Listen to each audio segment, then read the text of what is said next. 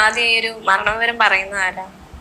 ഞാൻ രാവിലെ എഴുന്നേറ്റപ്പോഴത്തേന് ഇന്ന പോലെ സംഭവിച്ചു. ആൾക്കാരെല്ലാം വെളിയിൽ നിൽക്കുക. ഞാൻ കഥവ് തുറന്നു. അവിടെ തൊട്ട് ആളാ. അത് കോളനി ഭാഗമാണ്, കോളനി ഏരിയ ആണ്.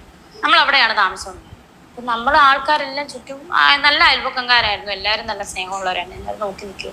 അപ്പം 24 വന്നിട്ടുണ്ട്. അവരെ തടഞ്ഞു നിർത്തിക്കുക. രേണു അറിഞ്ഞിട്ടില്ല. അപ്പൊ ഐശ്വര്യയും വന്നിട്ടുണ്ട്. ഐശ്വര്യ കൂടെ അഭിനയിച്ചു. ഇവരെ തടഞ്ഞു നിർത്തിയേക്കുക. സ്റ്റാർ മാജിക്കിൽ ഐശ്വര്യ. കാരണം രേണു അറിഞ്ഞിട്ടില്ല. കണ്ണു തുറന്നൊക്കെ എല്ലാരും ഞാൻ ചോദിച്ചു എന്റെ കാര്യം എന്നാന്ന് ചോദിച്ചു. അത് അപ്പൊ അപ്പുറത്തൊരു അമ്മ അത് ശ്രുതിയൊക്കെ പോയൊരു വണ്ടി ആക്സിഡന്റ് ആയിരുന്നേ. കുഴപ്പമൊന്നുമില്ല, ശ്രുതിക്ക് കുഴപ്പമൊന്നുമില്ല. 2 കാലോ കയ്യോ കണ്ടുപിടിക്കും. ഞാൻ ചോദിച്ച ചോദ്യം ബിനുചേട്ടൻ എന്ത് പറ്റി? ബിനുചേട്ടന് കുഴപ്പമൊന്നും ഇല്ലല്ലോ. എന്നിട്ട് സൂചേട്ടൻ മരിച്ചല്ലോ, സൂചേട്ടൻ ഒന്നും പറ്റുന്നു എന്റെ മനസ്സിൽ പോലും ഇല്ല. ബിനുവാടിമാനിക്ക് കുഴപ്പമൊന്നുമില്ല ഇങ്ങനെ പറഞ്ഞു. ബിനുവാടിമാനിക്ക് കുഴപ്പമൊന്നുമില്ല. അപ്പൊ എന്റെ വിചാരം ബിനുചേട്ടനുണ്ട്. മഹേഷിന്റെ കാര്യം എനിക്ക് അറിയത്തില്ല അതിനകത്തുള്ള കാര്യം. ബിനുചേട്ടനും കൂടെ ഉണ്ടെന്ന് എനിക്കറിയാം. മഹേഷിന്റെ കാര്യം പിറ്റേ ദിവസമാണ് ഞാൻ അറിയുന്നത്, മഹേഷ് കുഞ്ഞുമോന്റെ കാര്യം. അപ്പം ബിനുചേട്ടനുണ്ടെന്ന് പറഞ്ഞു. ഞാൻ ചോദിച്ചു ബിനുചേട്ടൻ എന്തെങ്കിലും പറ്റിയോ? എന്നിട്ട് സൂചേട്ടന്റെ കാര്യം ഞാൻ കാരണം സൂചേട്ടൻ ഒരു കുഴപ്പമില്ല. നമ്മളൊരിക്കലും നമ്മളെ കെട്ടിയോന് കൈയും കാലും കൂടി നമ്മൾ ചിന്തിക്കും, മരിച്ചു പോകും, നമ്മൾ ഒരിക്കലും ചിന്തിക്കത്തില്ല. അപ്പൊ ഞാൻ നിന്ന് പറയുന്നില്ല. അപ്പൊ എല്ലാവരും ഇപ്പൊ കുറച്ച് കഴിഞ്ഞപ്പോ തന്നെ ഞാൻ എല്ലാവരും ചോദിക്കും സൂചേട്ടന് കുഴപ്പമൊന്നും ഇല്ല.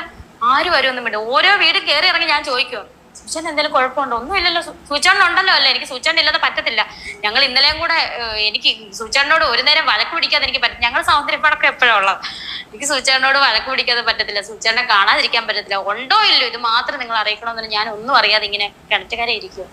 അപ്പൊ അപ്പുറത്തെ സൈഡിൽ നിന്ന് ഒരു കുട്ടി വന്നിട്ട് ഓടി. അപ്പുറത്തെ വേറെ സ്ഥലമാണ്. ചേച്ചി ബോഡി എങ്ങോട്ടാ കൊണ്ടുവരുന്നത്? കൊല്ലത്തോട്ടാണോ ഇങ്ങോട്ടാണോ? അപ്പൊ എനിക്ക് മനസ്സിലായി. അയ്യോ, അതൊരു വല്ലാത്തൊരു നിമിഷമായിരുന്നു. എനിക്കത് ഓർക്കാൻ പോലും എന്റെ തലേന്നൊരു കിളിയൊക്കെ പറഞ്ഞ പോലെ ഒരു മിന്നല് പോലായിരുന്നു അത്. പിന്നെ എനിക്ക് ഓർമ്മയില്ല എന്തോ കിളി പോയ ഒരു അവസ്ഥയായിരുന്നു. ഞാൻ അത് വീഡിയോസ് കണ്ടാ അറിയായിരിക്കും. കിളി പോയ അവസ്ഥ തന്നെയാണ്. പിന്നെ ഇടയ്ക്കിടയ്ക്ക് ബോധം വരും. അപ്പോഴാണ് എനിക്ക് കാണണമെന്നില്ല അങ്ങനെ. കാരണം തലേന്ന് ഇങ്ങനെ പോയ ഒരാള് പിറ്റേ ദിവസം അനങ്ങാത്ത ഒരു ശരീരമായിട്ട് വരുമ്പോൾ നമുക്കത് അംഗീകരിക്കാനോ കാണാനോ ഉള്ള ശേഷിയില്ല. അത്രയുള്ള മനക്കെട്ടിയൊന്നും എനിക്ക് അന്നില്ലായിരുന്നു. പക്ഷെ ഇന്ന് നല്ല മനക്കെട്ടിയാണ് എനിക്ക്. അന്ന് എനിക്ക് ആ ഒരു മനക്കെട്ടിയേ ഇല്ലായിരുന്നു. ഞാൻ ഓടി അപ്പുറത്തെ വീട്ടിൽ പോയി കാണണ്ടെന്ന്. അതിന് വരെ കമന്റ് അടിച്ചവരുണ്ട്. അവളെന്തൊരു അഹങ്കാരിയാ, അവക്ക് കാണണ്ടെന്ന് സ്വന്തം കിട്ടിയവൻ.